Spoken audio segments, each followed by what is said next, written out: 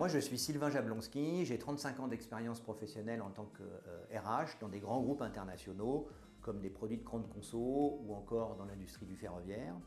Je suis un généraliste en fait, même si j'ai développé un certain nombre d'expertises, en particulier dans la gestion des relations sociales, dans le talent management ou encore la conduite du changement.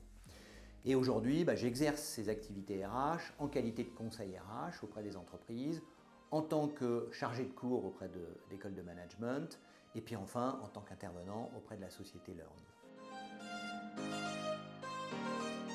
Alors aujourd'hui, je vais vous parler un petit peu d'expatriation et notamment faire un focus sur, je dirais, les grandes étapes à ne pas perdre de vue quand on souhaite expatrier un collaborateur à l'étranger. Deux grands chapitres à véritablement avoir en tête. Un premier chapitre lié aux aspects purement réglementaires et contractuels.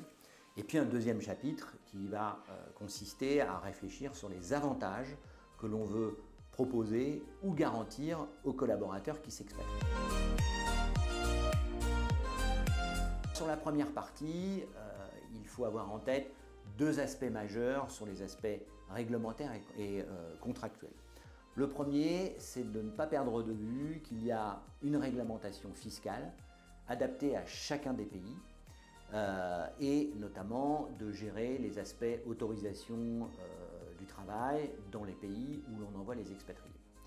Le deuxième volet, c'est l'aspect contractuel, avec notamment la mise en place de contrats de détachement qui suppose un calcul de rémunération qui suit une logique précise, qui va consister à, en général, pour les entreprises, à garantir le salaire net qu'aurait perçu le collaborateur s'il était resté en France ou dans son pays, et de le détailler, le segmenter pour passer par le salaire net, puis ensuite le convertir en monnaie locale du pays où on l'expatrie, et puis de remonter vers le brut en tenant compte, bien sûr, des aspects fiscaux et des aspects liés aux charges sociales. Il faut noter que bien souvent les entreprises garantissent le net, c'est-à-dire prennent en charge l'excédent fiscal, s'il y en a un, que supporterait le salarié dans le pays de destination. Le deuxième aspect qui consiste à proposer ou même garantir un certain nombre d'avantages pour aider à l'expatriation du collaborateur. Il y en a un certain nombre qui sont, je dirais, pratiqués par toutes les entreprises et qu'il faut systématiquement proposer ou garantir aux collaborateurs qui d'ailleurs va vous les demander. En général, ça concerne le logement et la prise en charge de ce qu'on appelle le loyer, la recherche du logement dans le pays de destination. Le deuxième concerne la structure familiale et en particulier l'accompagnement des enfants dans l'inscription et la prise en charge de leur scolarité. Le troisième point, c'est l'accompagnement souvent du conjoint ou de la conjointe, en recherche d'emploi, en familiarisation avec la dimension culturelle ou l'apprentissage des langues.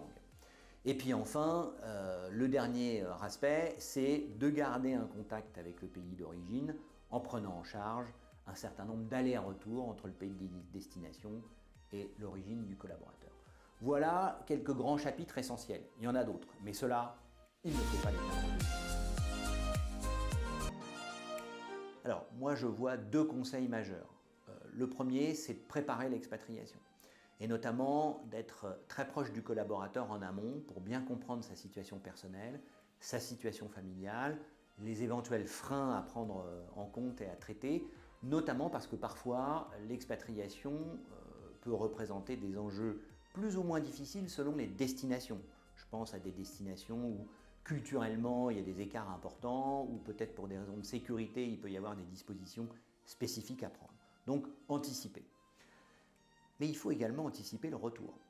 Et si on veut qu'une expatriation soit à la fois un succès pour le collaborateur et un succès pour l'entreprise, il ne faut pas perdre de vue que durant la mission à l'international, il faut garder un lien avec le collaborateur, préparer le retour en échangeant avec lui de façon approfondie sur ses ambitions, sur la future carrière, sur les orientations qu'il souhaite prendre pour l'avenir.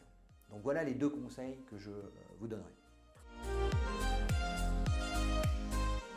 Alors, effectivement, ce sujet-là est un sujet qui génère beaucoup de questions, beaucoup d'interrogations, chaque cas étant souvent un cas particulier. Donc j'aurai le plaisir à la rentrée prochaine d'animer un atelier dédié à l'expatriation au cours duquel on traitera les différents aspects, les différentes questions avec l'ensemble des participants.